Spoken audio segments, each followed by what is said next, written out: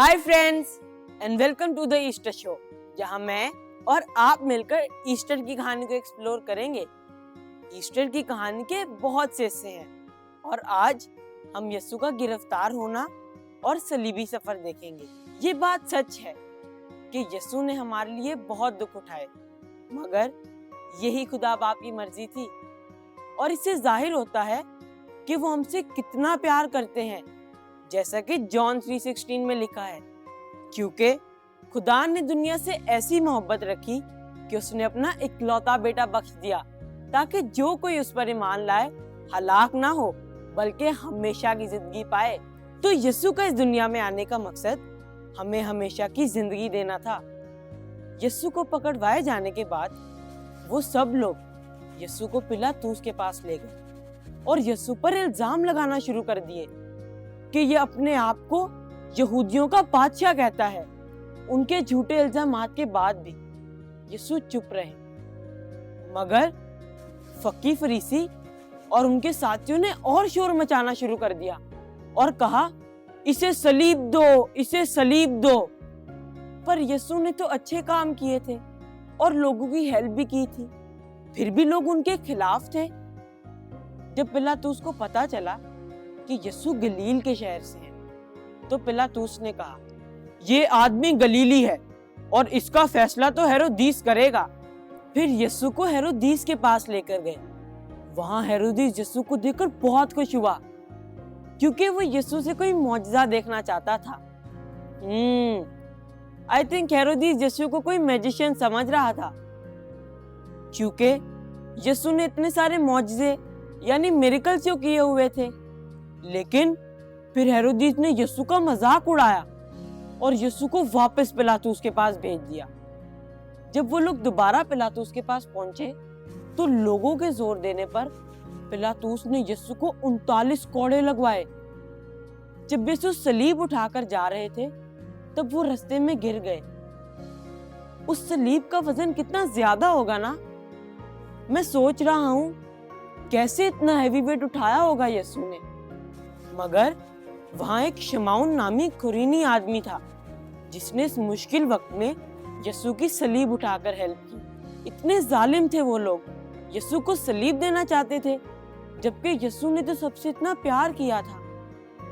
I can't believe कि यीशु ने ये सब बातें, तकलीफें, जुल्म मेरे लिए सहा, क्योंकि वो मुझे प्यार करते हैं और मुझे बचाना चाहते हैं।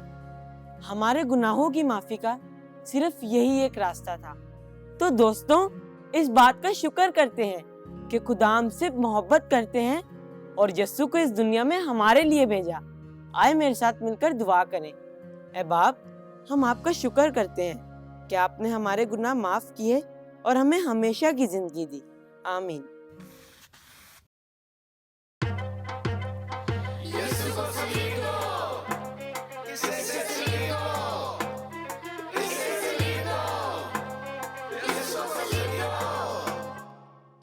यीशु की पेशी हुई पिलातूस के आगे, हजूम था वहाँ उस पे इल्जाम लगाने। लोगों ने कहा, ये कहता मैं हूँ बादशाह, तुम सबका हूँ मैं ही रहनुमा।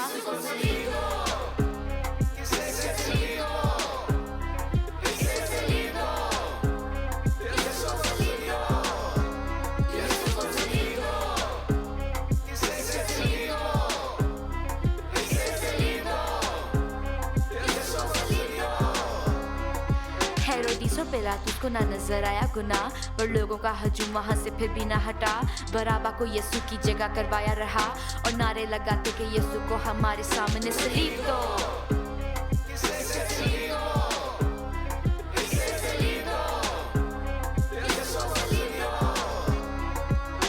यीशु की पेशी हुई पिलातूस के आगे, हजूम था वहाँ उस पे इल्जाम लगाने। लोगों ने कहा, ये कहता मैं हूँ बादशाह, तुम सबका हूँ मैं ही रहनुमा। हेरोदीस और पिलातूस को ना नजर आया गुनाह, पर लोगों का हजूम वहाँ से फिर भी ना हटा। बराबा को यीशु की जगह करवाया रहा और नारे लगाते कि यीशु को हमारे सामने सलीब दो।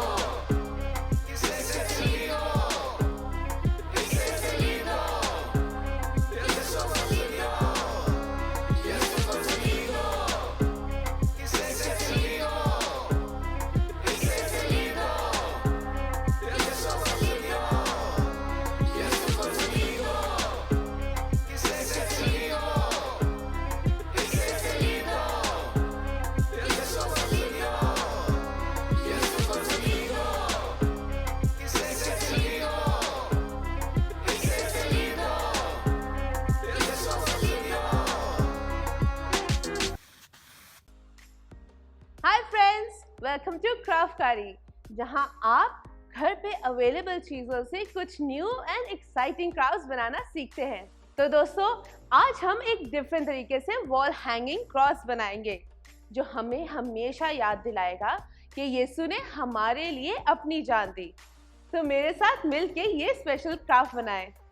इसके लिए हमें चाहिए कोई भी ओल्ड फ्रेम, इसके अलावा हमें चाहिए वाइट एक्रेलिक पेंट, अगेन आप कोई भी कलर यूज़ कर सकते हैं, glue, scissors, cutter and a paint brush.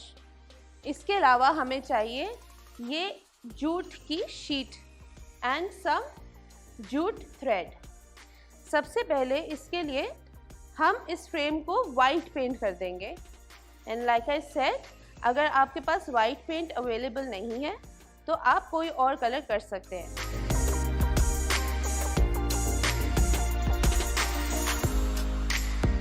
Okay, अब मैंने इसके ऊपर सारे पे वाइट पेंट कर दिया है एंड अब मैं इसको रख दूंगी ड्राई होने के लिए। एंड मीनवाइल जब ये ड्राई हो रहा है तो हम नेक्स्ट स्टेप पे चलेंगे। इसके लिए हमें चाहिए जूट की शीट। ये पीस मैंने ऑलरेडी काट लिया हुआ है और ये बहुत ज़्यादा थिक है, तो हम इसको हाफ में डिवाइड करेंगे।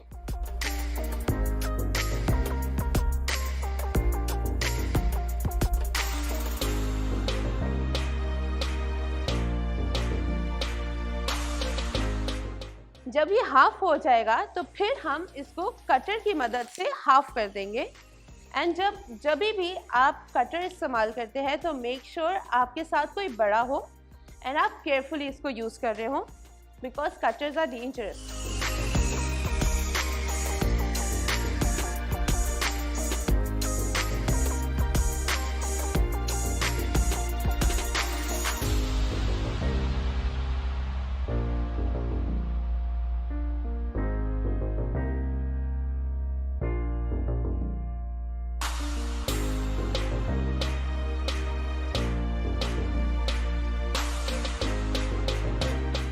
अब ये हमारे पास 2 पीसेस आ गए ऑफ जूट।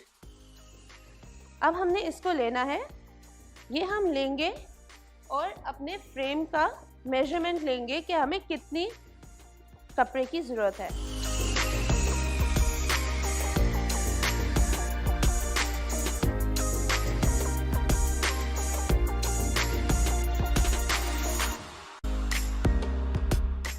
हमारा फ्रेम इतना है तो हम तकरीबन 1 इंचेस एक्स्ट्रा लेके इसको कट कर देंगे।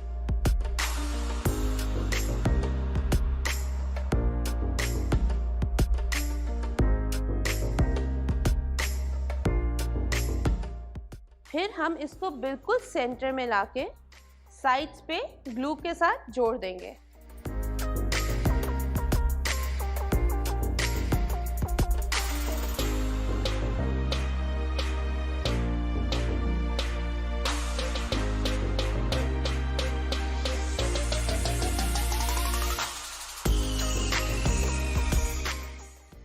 सेम तरह से हमने ऑपोजिट साइड पे भी ग्लू लगानी है।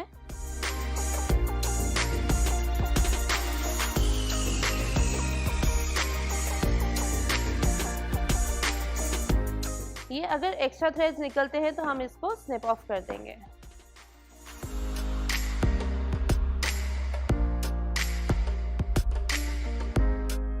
अब ये हमारा ये लग चुका है। इसी तरह से हम दूसरी साइड पे भी यही शीट लगाएंगे और इसको लगाने के लिए हम सबसे पहले इसको मेजर करेंगे कि हमें कितना चाहिए।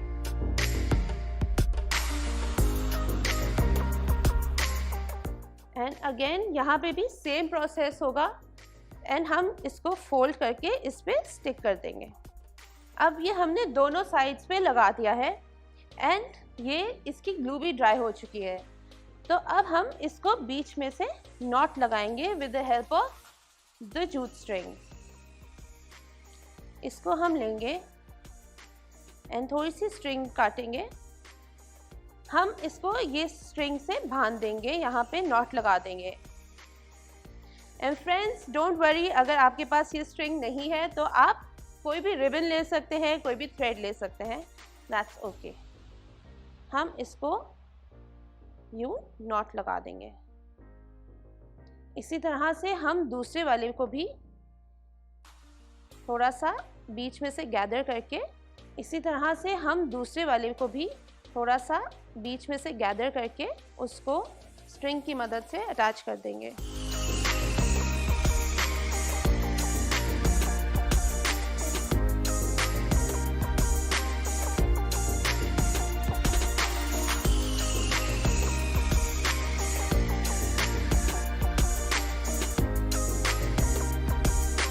ये हमारे पास हमारी क्रॉस रेडी है। अब अगर आप चाहें तो थोड़ी सी स्ट्रिंग लेके उसका एक कॉइल बना सकते हैं। यहाँ पे कॉर्नर पे ग्लू लगा के and you just keep on rolling.